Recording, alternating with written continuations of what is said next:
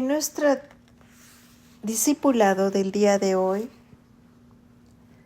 vamos a seguir estudiando Madres con una Misión, que es el ministerio diario que Dios tiene en su gran plan para nosotras. Le he llamado a este discipulado el ataque a la verdad. Vamos a hablar de Cristo, que es el profeta de toda madre. No es de extrañar que nos cueste confiar en los demás. Desde que ocurrió aquel descalabro cósmico en el jardín del Edén, cuando nuestros primeros padres se sometieron al diablo y se rebelaron contra Dios, hemos estado plagados de dudas. ¿En quién podemos confiar? El mundo nos ofrece un montón de cosas en las cuales confiar para que dejemos de confiar en Dios. Se nos dice que cada uno de nosotros tiene una historia, y junto con la mentira posmoderna de que toda verdad es relativa y que debemos seguir nuestro corazón, tenemos la idea de que lo que es verdad para ti es verdad para ti.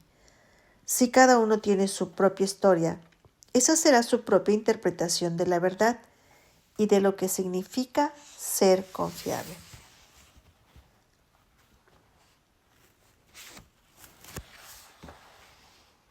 El ataque a la verdad no es nada nuevo.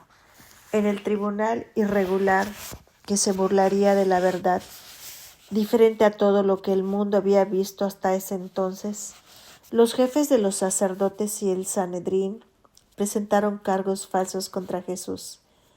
Jesús, la verdad encarnada, fue acusado de mentir, pero Jesús se quedó callado. Y entonces el sumo sacerdote le dijo: Te ordeno en el nombre del Dios viviente que nos digas si eres el Cristo, el Hijo de Dios. Mateo 26, versículo 63. Eso le dijo el sumo sacerdote de Israel al gran sumo sacerdote de todo el pueblo de Dios. El sumo sacerdote le ordenó al sumo sacerdote que le dijera la verdad en nombre del Dios viviente. Y Jesús, Él es el Dios viviente. El Dios viviente respondió y fue condenado a muerte. Más tarde, el concilio se burló del verdadero sumo sacerdote diciendo en Mateo 26, 68: A ver, Cristo, adivina quién te pegó. Con sus burlas cumplieron la profecía, y con la respuesta pacífica de Jesús también se cumplió la profecía. Ya había hablado suficiente. Estas son sus propias palabras, las palabras del Dios viviente hablada por medio de su profeta Isaías. En el versículo 56 dice: Ofrecí mi espalda a los que me golpeaban, mis mejillas a los que me arrancaban la barba. Ante las burlas y los escupitajos no escondí mi rostro. En Isaías 53, 7 leemos: Maltratado y humillado, ni siquiera abrió su boca. Como cordero fue llevado al matadero. Como oveja, enmudeció ante su trasquilador y ni siquiera abrió su boca. Hermanas y amigas, Jesús fue odiado y acusado de blasfemia. Y hoy en día el mundo odia y acusa a sus seguidores de lo mismo. Juan 15, versículo 18 al 25. Al mundo no le interesa nuestra lealtad a la palabra de Dios. Más bien, quieren tener una sociedad sin Dios. Sin embargo, servimos a un reino diferente. Servimos a un rey diferente. Las madres con una misión sirven como embajadoras del Rey Jesús, llevando sus buenas noticias a un mundo perdido. La verdad viene de Dios, y toda la palabra de Dios es verdad. Cada uno de sus rectos juicios permanecen para siempre, como lo dice el Salmo 119, versículo 160. Los jefes de los sacerdotes y el concilio creían esto, pero ellos no creyeron que el Verbo se hizo hombre y habitó entre nosotros. Y hemos contemplado su gloria, la gloria que corresponde al Hijo unigénito del Padre, lleno de gracia y de verdad. Juan 1, versículo 14. Al ver la gloria de Jesús, no creyeron que Jesús estaba lleno de la gloria del Señor, como ya se había anunciado en Éxodo 40, versículo 34 y 35. Al ver la humanidad de Jesús, no pudieron ver que Dios realmente había venido a morar en medio de los hombres una vez más. Los jefes de los sacerdotes creían que Dios muchas veces y de varias maneras habló a nuestros antepasados en otras épocas por medio de los profetas, pero rechazaron la idea de que en estos días finales Dios nos ha hablado por medio de su Hijo. Hebreos 1, versículos 1 y 2 lo confirma. Al oír hablar a Jesús, ellos no escucharon a Jesús y no escucharon las palabras que el Señor habló a través de su mayor profeta. Si no creemos que Cristo cumplió la profecía, entonces tampoco le veremos ni le escucharemos. Si confiamos en la justicia de Cristo, moriremos a nosotras mismas 1000 veces al día con tal de servir a los demás. Te hago una pregunta. ¿Qué debemos hacer para que aumente nuestra confianza en Cristo por el bien de nuestra fe y de nuestra determinación a dar testimonio ante nuestros hijos y amigos? Correr hacia Cristo mismo, la palabra viva. Cristo afirmó que Él era la suma de toda verdad de Dios. Y el cielo respondió con un estruendoso amén. Cuando la piedra fue quitada en la mañana de la Pascua, reveló algo más que una tumba vacía. También reveló la aprobación de Dios en cuanto al sacrificio de Cristo. Por esa aprobación de Dios podemos deshacernos de una vez y por todas de nuestros problemas de confianza y proclamar a gran voz el mensaje del Evangelio que Él nos ha confiado. Y la verdad es que ahora necesitamos la palabra de Cristo más que nunca, hermanas y amigas. Como madres y hacedoras de discípulos, todo el tiempo estamos oyendo alternativas a la verdad. Vemos cómo nuestros amigos y nuestros hijos creen muchas mentiras y se hacen amigas o amigos de sus ídolos. Tengo una amiga que se está ahogando en deudas, consumida por su búsqueda de gangas que ya no necesita. Otra amiga se la pasa frente al espejo, obsesionada con perfeccionar su imagen.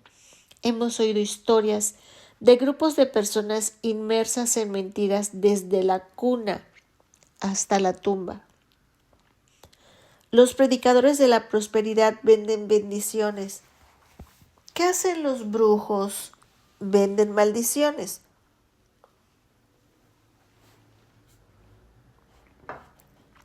Los videntes venden fortunas. ¿Quién nos librará de las mentiras satánicas que tratan de arrastrarnos hacia sus agujeros negros de muerte? Jesucristo está en contra de todas las mentiras que jamás nos hayan dicho, que hayamos creído o que hayamos difundido. Él es el profeta de toda madre. ¿Por qué nos importa que Jesús sea nuestra profeta? ¿Qué significa eso de que Jesús es nuestro profeta? ¿Por qué nos debe de importar? Cuando entendemos nuestro legado espiritual, el escepticismo no haya cabida en nuestros corazones. Tenemos que volver al Antiguo Testamento para ver por qué es tan importante que Jesús sea nuestro profeta. ¿Pero qué es un profeta exactamente? El rol del profeta era hablar con el pueblo de Dios, así como Aarón habló con Faraón por Moisés. En Éxodo 4, versículos 15 y 16, básicamente El profeta es aquel que recibe las palabras de Dios de manera directa, como Aarón las recibió de parte de Moisés, y sin interpretarlas o ajustarlas, presenta esas palabras. El término profecía puede significar anuncio, pero en el contexto del Antiguo Testamento, por lo general, se refiere a eventos que vendrían en el futuro inmediato de Israel, de Judá y de las naciones. Muchos oráculos, es decir, mensajes de parte de Dios, se superponen en cuanto al tiempo y la naturaleza de su cumplimiento. Me gusta pensar que los profetas son como los ejecutores del pacto, aunque suene como un nombre de superhéroes. Dios le hablaba a los profetas acerca de su pacto, y ellos debían anunciar estos mensajes. Cuando el profeta profetizaba, no debía especular, tenía que declarar las mismas palabras de Dios. Si leemos las noticias internacionales, vamos a tener una idea de los días turbulentos en los que vivimos. Leemos que un hombre armado mató a 38 personas que estaban tomando el sol en una playa de un hotel de lujo en Túnez. La Corte Suprema de los Estados Unidos legalizó el matrimonio con géneros iguales en los 50 estados. Unos carros bomba de los yihadistas del estado con religiones radicales explotaron frente a una mezquita chií en Kuwait y frente a un hospital militar en Yemen, según lo que dicen las noticias y lo que circula en las redes. Lo que comemos nos puede dar cáncer. Los gobiernos son todos corruptos y los precios siguen subiendo. ¿Qué nos dice Dios en estos tiempos tan locos? ¿Es única nuestra situación? Bueno, los días de los profetas también fueron tiempos de locura en la historia de Israel. Más o menos en el año 760, comenzando con Amós a.C., hasta el 460 a.C. y terminando con Malaquías, el pueblo de Dios sufrió un caos político, social y militar sin precedentes. En primer lugar, la guerra civil dividió a hermanos y hermanas. La apostasía del pueblo apestaba en todos los lugares altos como un absceso rebosado de pus infectada. Se enfrentaron a la oposición de Asiria y Babilonia, enemigos muchos más temibles que los cananeos. El pueblo estaba asustado, esclavizado al pecado y confundido. Los hijos de Israel necesitaban escuchar la voz de Dios. Nuestra situación en este día no es tan diferente, ¿verdad? ¿En quién podrían confiar? Habían cientos de profetas en aquellos días, incluyendo a los falsos profetas, pero solo 16 profetas fueron escogidos por Dios para anunciar los oráculos, los mensajes de parte de Él que serían registrados en su palabra.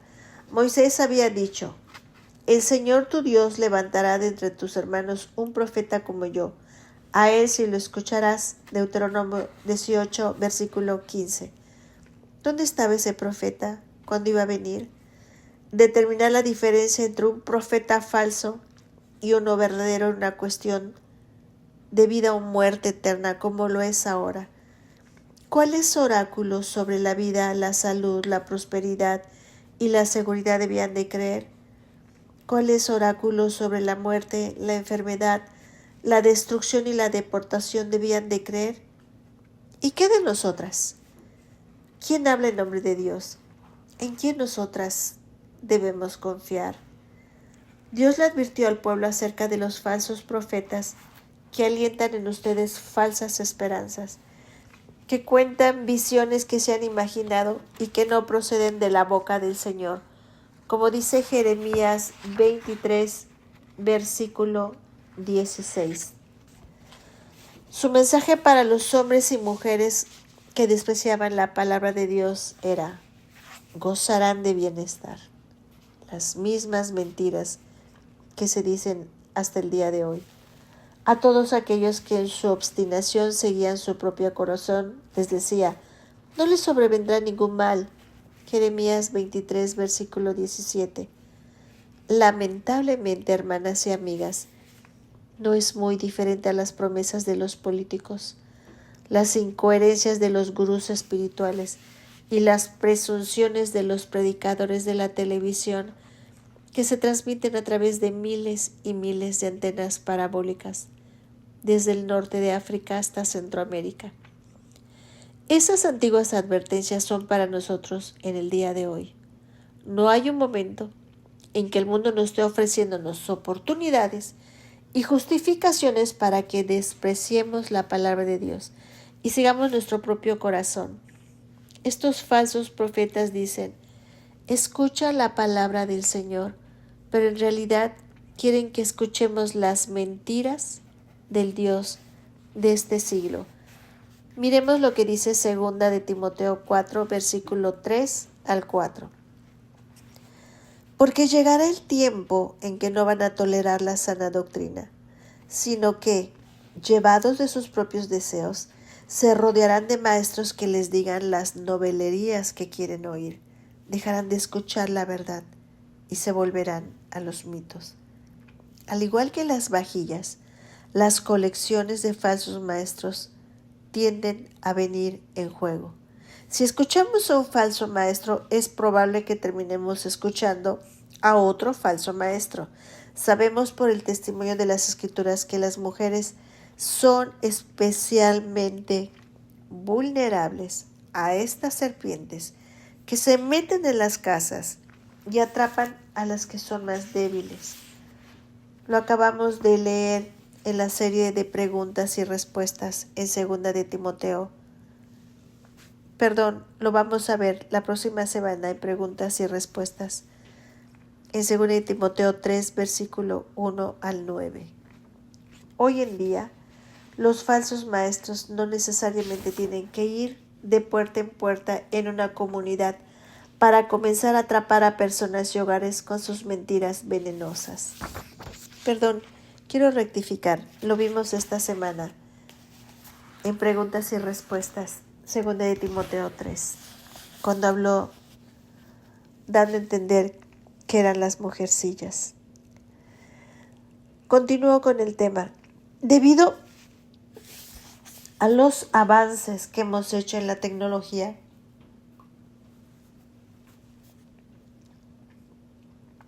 los falsos maestros pueden entrar en nuestros hogares a través de cables de fibra óptica. Podemos alimentarnos con doctrinas falsas a través de los teléfonos que mantenemos en nuestro bolsillo trasero. El discernimiento es crítico para nuestra salud espiritual y no se trata de tener un espíritu crítico. El discernimiento espiritual es un don para la iglesia. ¿Cómo puede una madre saber si lo que cree es una mentira? ¿Cómo puede saber si ha estado coleccionando maestros que se adaptan a sus propias pasiones o si está volviendo a los mitos? Estas son preguntas importantes que vale la pena hacernos entre creyentes. A tu esposo si estás casada y a tus líderes en la iglesia. Entre muchas otras razones, hermanas y amigas, nos importa que Jesús sea nuestro profeta porque lo necesitamos. Estamos desesperadas por la verdad, porque nuestra vida eterna depende de ella. Jesús habla en nombre de Dios porque Él es Dios. Nuestros ojos casi que ignoran subtítulos como el que está justo encima de esta línea que acabamos de leer. Si proclamas esta verdad en una piscina comunitaria, en una reunión familiar, desde una plataforma en la calle, en una fiesta del vecindario o en la cafetería de tu oficina, verás cómo la gente se molesta. ¿Cómo podemos estar tan seguras? Tenemos que estar completamente seguras de que no tenemos absolutamente ninguna necesidad de buscar otro profeta después de Jesús. Jesús habla en nombre de Dios porque Él es Dios. El Hijo de Dios es aquel que cumple con todas las palabras que él mismo habló por medio de Isaías al advertirle al pueblo de las consecuencias de su falta de fe y de su desobediencia. Él se describió a sí mismo como el siervo sufriente que pagaría por los pecados de muchos. Para corroborar que Jesús habla en nombre de Dios porque Él es Dios y que el Hijo de Dios es aquel que cumple con todas las palabras que Él mismo habló, vamos a ver diferentes lugares de la Escritura donde Él explica cómo sería su reino. Y con esto vamos a terminar. Jesús habló a través de Jeremías cuando él acusó a Judá por sus vínculos idólatras y le comunicó su dolor por su falta de arrepentimiento. Jesús describió los alcances cósmicos de su juicio y su salvación venidera, y dio sus hermosas ilustraciones acerca del nuevo y mejor pacto que él haría. Jesús pronunció su palabra a través de su profeta Ezequiel. Y hablamos de Jeremías, ahora vamos a hablar de Ezequiel, con impresionantes representaciones de cómo sería cuando Dios hiciera su morada en la tierra una vez más. El Verbo mismo habló a través de sus profetas acerca de lo malvado que es el pecado y cómo Dios ciertamente castigaría el pecado. Dijo que era posible escapar de la ira de Dios, pero solo por su gracia. Además de Jeremías y Ezequiel, a través de Daniel, Jesús se reveló como triunfante sobre todo el mal que hay en el mundo, debajo del mundo y fuera de este mundo. Nadie se mete con el anciano de días. Jesús derrotó a sus enemigos a través de diversas maniobras de poder, tales como el enfrentamiento de los profetas de Baal contra Elías, como lo leemos en Primera de Reyes, capítulo 18, versículo 20 al 40. Todo esto fue en respuesta a la oración de su profeta. Que esta gente reconozca que tú, Señor, eres Dios y que estás convirtiendo a ti su corazón. Primera de Reyes 18, 37. Y así fue. Cuando todo el pueblo vio esto, se postró y exclamó: El Señor es Dios. El Señor es Dios. Primera de Reyes 18, 39. Oh, que todas las personas pudieran decir amén y que cada nación destruya sus ídolos y adore a Jesús. Termino diciéndote que el Verbo que escribe la historia es aquel que nos llama a arrepentirnos de nuestros pecados, a destruir nuestros ídolos, a descender de nuestros lugares altos y abandonar de una vez y por todas los esquemas engañosos de este mundo. Jesús nos llama a confiar en aquel que diseñó la historia de acuerdo a su voluntad y que orquestó cada minuto del futuro. Sabemos en cuál lado queremos estar. Hablar acerca del lado equivocado de la historia no tiene sentido, pues toda la historia está del lado de Jesús. Sigamos siendo su historia. Hasta aquí voy a llegar el tema de hoy, que le hemos llamado el ataque a la verdad. Cristo, el profeta de toda madre. Y recordemos que Jesús habla en nombre de Dios, porque Él es Dios. Oremos. Amado Padre, te damos gracias por compartir tu corazón con nosotros y por tocarnos con tu gracia, Señor. Reconocemos la doble naturaleza de Cristo, plenamente Dios, plenamente hombre. Dos naturalezas en una persona era absolutamente necesaria para nuestra redención. Te rogamos y te suplicamos, amado Padre, que de nuevo glorifiques a tu Hijo en este estudio. En el precioso nombre de Jesús te lo pedimos. Amén.